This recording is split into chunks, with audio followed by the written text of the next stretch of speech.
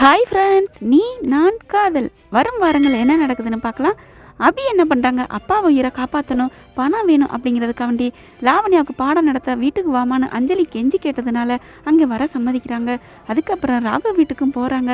அந்த சமயம் அவங்க வீட்டில் ராகவ் பொக்கிஷமாக நினைக்கிற அந்த ஒரு படம் ஃபோட்டோ கீழே விழுக போகுது. அதை காப்பாற்றிடுறாங்க உடையாமல். அதனால் அபி மேலே எல்லாருக்கும் நல்ல மதிப்பு வந்துடுது. பாட்டி செம்மையாக பாராட்டிகிட்டு இருக்காங்க. அடுத்து பார்த்திங்கன்னா அபியை கூப்பிட்டு வச்சு பேசுகிறாங்க. நீ ராகவோட உயிர், வாழ்க்கை, பொக்கிஷம் எல்லாத்தையும் காப்பாற்றிருக்கமா அப்படிங்கிறாங்க. உடனே அபி கேட்குறாங்க, என்ன பாட்டி அவங்களோட வாழ்க்கையில் நடந்தது, அவர் ஏன் இப்படி இருக்காங்க, அவருக்கு என்ன ஆச்சு அப்படின்னு சொல்லி அபி கேட்குறாங்க. உடனே பாட்டி ஒவ்வொன்றா சொல்ல ஆரம்பிக்கிறாங்க. அவன் ரொம்ப நல்ல பயலாக இருந்தாம்மா, எவ்வளோ அன்பானவன், எல்லாத்துட்டையும் கலக்கலன்னு பேசுவான், அவன் இருக்க இடமே அப்படி இருக்கும், அந்த மாதிரி நல்லவன்மா. இன்றைக்கி தான் அவன் ஒரு மாதிரியாக இருக்கான். அதுக்கு காரணம் சின்ன வயசில் அவங்க அப்பா அம்மா மேலே போயிட்டாங்க, அவனை விட்டு பிரிஞ்ச சோகம். அதுக்கப்புறம் பார்த்தீங்கன்னா ஒரு பொண்ணை உயிருக்கு உயிராக லவ் பண்ணான், அந்த பொண்ணும் இவனை விட்டு போயிடுச்சு. அந்த சோகத்திலேயே அவன் உயிர் வாழ்கிறதே பெருசாக இருந்துச்சு.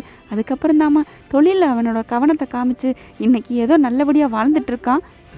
அவன் உயிரோடு இருக்கிறதே பெருசுன்னு நாங்கள் நினச்சிட்டு இருந்தோம். இப்போ எவ்வளோ நல்லது பண்ணிக்கிட்டு இருக்கான் எல்லாத்துக்கும். உன்னோட பார்வைக்கு அவன் ஏதோ தப்பாக தெரியிறாம்மா, தயவு செஞ்சு அவனை நீ தப்பாக நினைக்காத அப்படிங்கிறாங்க.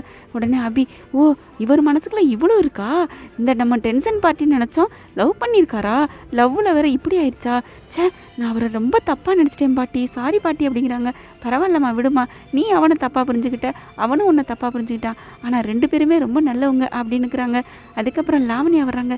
இவகிட்ட போய் நான் பாடம் எடுத்துக்கணுமா, சே அப்படின்னு சொல்லி நொந்துக்கிறாங்க. அடுத்து பார்த்தீங்கன்னா அந்த ஃபோட்டோக்கெலாம் நல்லா தொடச்சி சுத்தம் பண்ணி மாலை போட்டு வைக்கிறாங்க, பூ போட்டு வைக்கிறாங்க.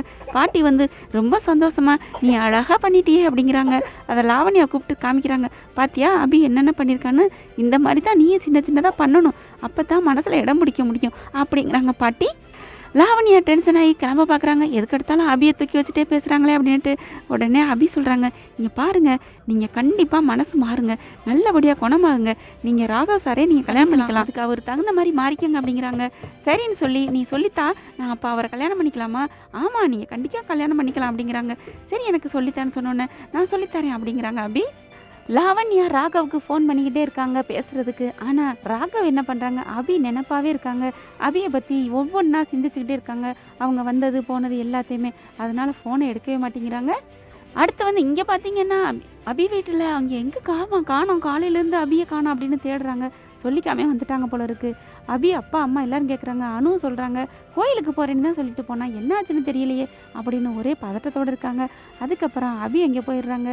சந்தோஷமாக போகிறாங்க. ஏன்னா லாவண்யா மாட்டேன்னு சொல்லிட்டானா அவளுக்கு பாடம் நடத்த முடியாது இல்லையா, அது நடத்தினா தானே காசு கிடைக்கும், அதை வச்சு தானே நம்ம அப்பாவுக்கு வைத்தியத்துக்கு செலவு பண்ண முடியும். அப்படிங்கிறதுனால லாவண்யா சரின்னு சொல்லி வீட்டிலே இருக்கிறாங்க. ஏன்னா டக்குன்னு மூட்டை முடிச்செல்லாம் கட்டிட்டு கிளம்ப பார்த்தாங்க லாவண்யா. நான் இந்த வீட்டில் இருக்க மாட்டேன், அபிகிட்டெல்லாம் கற்றுக்க மாட்டேன் அப்படின்னு சொல்லி. ஆனால் சரின்னு அபி நல்லபடியாக நல்ல விதமாக எடுத்து சொல்லி தங்க வச்சிடுறாங்க. அந்த சந்தோஷத்தில் நமக்கு பணம் கிடைக்கும் அப்படிங்கிற நிம்மதியோட வீட்டுக்கு வந்திருக்காங்க. எங்கேம்மா போயிட்டு வந்த அப்படின்னு அனு, அவங்க அம்மா அப்பா எல்லாரும் அவியை போட்டு நோயின்னு கேட்க ஆரம்பிக்கிறாங்க. என்ன பதில் சொல்லி சமாளிப்பாங்கிறத பொறுத்து இருந்து பார்க்கலாம். ஓகே ஃப்ரெண்ட்ஸ், உங்கள் பொண்ணான கையால் ஒரு லைக்கை போட்டு சப்ஸ்கிரைப் பண்ணிடுங்க. Thank you friends.